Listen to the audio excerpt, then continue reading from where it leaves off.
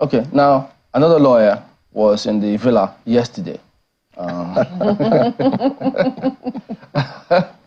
sure you must have seen that picture as well. Because he was there, and of course, you know, but wait a minute. If the president calls you, Mr. Okonkwo, won't you go?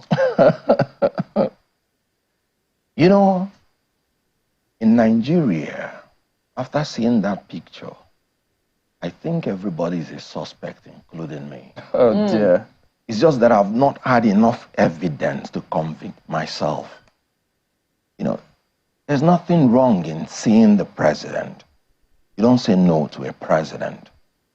But there's something wrong when you psychophantically make a 360 degree to all the principles you say you hold dear. What have changed? Now, the president is the commander-in-chief of the armed forces. He has the right to command me to come and see him.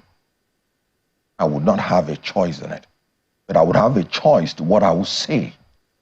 I would have a choice to my demeanor when I had finished seeing him. What he cannot command is what I would say. But if he says I must see him, I have to see him. He's in charge of the security of myself, including me. You have to respect the office of the president. From where I come from, there is an adage that when you're giving a message to the king, you can deliver the message. But when you're told to go and carry the king, you cannot go to carry the king.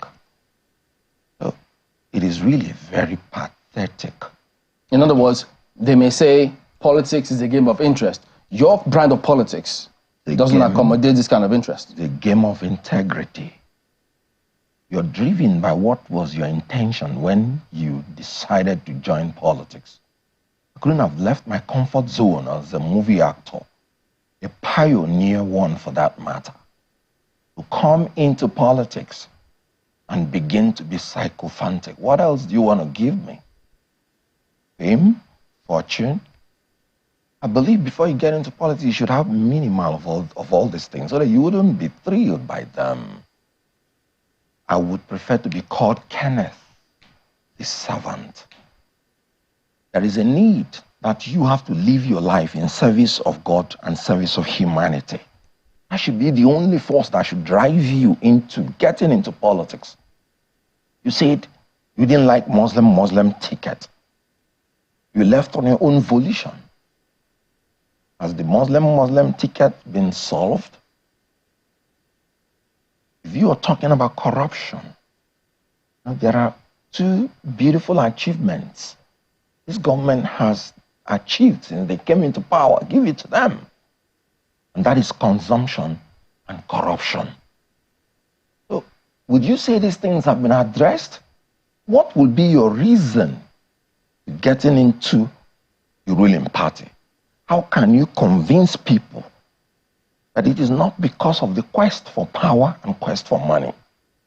You should be able, whenever you want to make a move, why do you want to make the move? It is not the move that is the problem. Even in court, even in judgment, they'll tell you it's not the ratio that is the problem. What was the reason for the ratio?